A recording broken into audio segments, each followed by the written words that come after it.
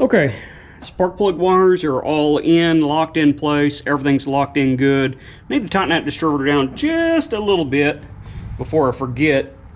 But we should be ready to fire up on this right here. So the brake booster, I've disconnected it and plugged a hole in the back because that's going to affect my tuning and how it runs. I think that's about it. And these spark plug wires are 7mm. It's the same that I was running before, so nothing different there. Let's see here. I'll have to play with timing a little bit because I had the distributor out. And see how many drips are on the floor? None. So a little bit concerned. Maybe I don't have fluid in the thing.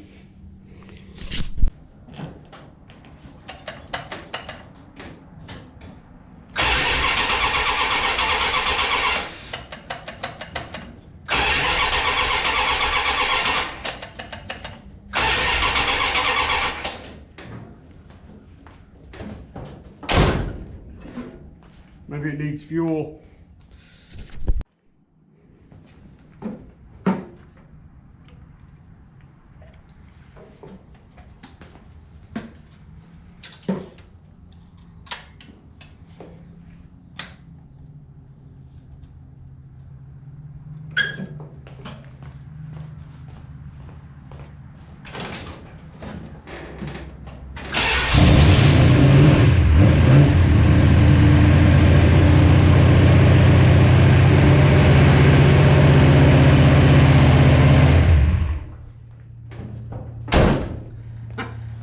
Already sounds better.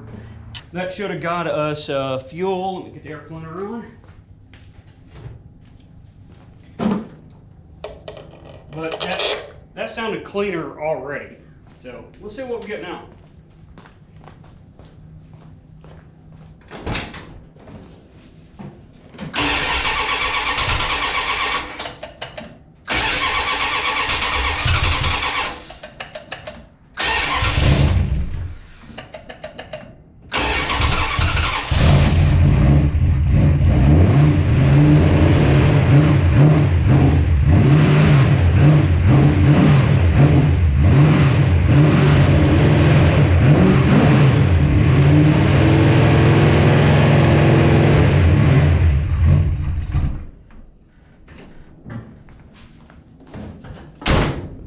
Okay, that sounded like I needed some more timing in there. I have not adjusted anything on the carburetor right now. That should be close enough for it to idle, because it's idling before with the, poor ignition. But man, that sounds a whole lot better already. So let me jack with that and we'll get another shot.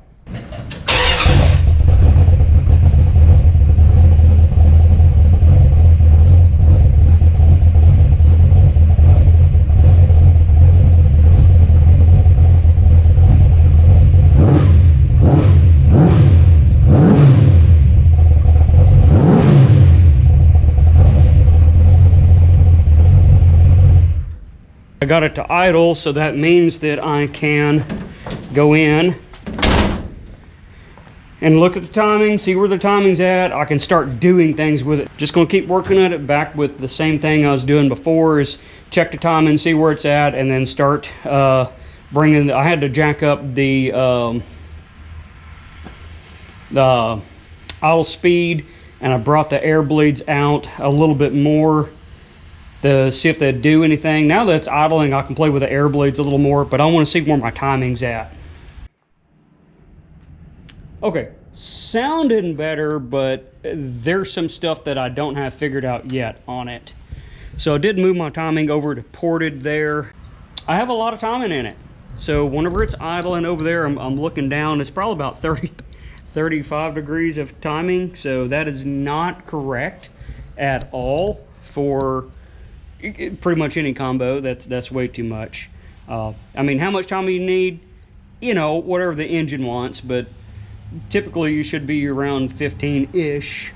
If you're starting to get way up there in the 20-something advanced, there's something wrong. And I'm like 35, so there's something wrong.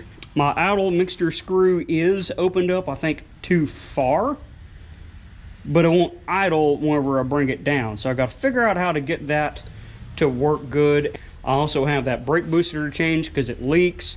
And if I change my brake booster, I got to get rid of these valve covers because they're too close. They just don't fit with the bigger booster in there that come with this truck, and that's what I have on hand. So I'll need to change those out, which means I might as well change the push rods out that you heard all the clattering because it's factory Dodge stuff. We're going to fix that. All right, test drives with the new ignition system. Much better, much better. My timing light crapped out on me. It's reading like way advanced, and I'm like, okay, maybe I'm crazy, but you know what? I actually set this to 12, put the timing light on, and it read 35. Like, okay, is my distributor locked out on centrifugal? So I tested out Jim over there.